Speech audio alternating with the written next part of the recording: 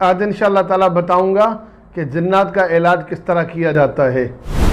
بسم اللہ الرحمن الرحیم۔ السلام علیکم ورحمۃ اللہ وبرکاتہ۔ دوستو، میں ہوں حافظ عمران حیدر۔ سورہ مزمل روحانی عملیات کورس، یہ سلسلہ جاری ہے اور اس سلسلے میں آج کی ویڈیو ہے ویڈیو نمبر 6۔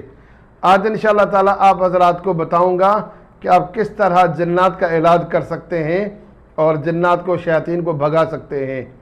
کسی آدمی پر، عورت پر، کسی بچے پر، بڑے پر جنات کا، شیاطین کا اثر ہو اور آپ آسان طریقہ کار کے ساتھ ان جنات کو، شیاطین کو بھگانا چاہتے ہوں تو آج کا یہ عمل کریں، انشاءاللہ تعالیٰ فوراً یہ عمل اپنا کام دکھاتا ہے۔ بلا تمہید عمل بیان کرتا ہوں۔ مریض کو اپنے سامنے بٹھائیں اور پانی کی بوتل آپ کے پاس موجود ہو۔ 11 بار سورہ مزمل شریف کی تلاوت کرنی ہے۔ اس کے بعد 1200 بار اللہ تعالیٰ کا یہ مبارک نام یا مغنی پڑھنا ہے۔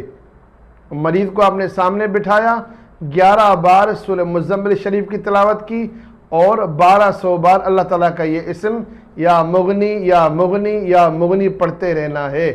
اور پڑھتے ہوئے آپ کے پاس اگر رومال یا کوئی ایسی چادر ہو، اس چادر یا رومال کے ذریعے سے مریض کے پورے جسم کو جھاڑنا ہے۔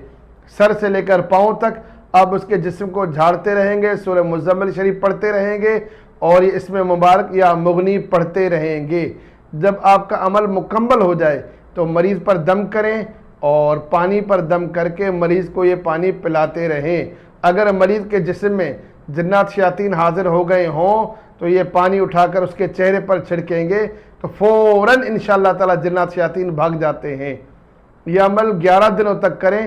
انشاءاللہ اللہ کی رحمت سے امید ہے کہ 11 دنوں کے اندر یہ مریض مکمل طور پر ٹھیک ہو جائے گا اور جنات شیاطین کا اثر ختم ہو جائے گا۔ دوبارہ اس پر جنات شیاطین کا حملہ نہیں ہوگا۔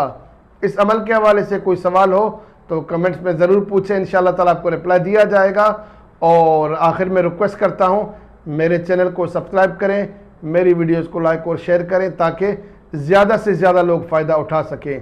اللہ تعالیٰ سے دعا کرتا ہوں اللہ تعالیٰ مجھے اور آپ کو روحانیت میں وہ مقام و مرتبہ عطا فرمائے جس کے بعد کوئی زوال نہ ہو۔ آمین۔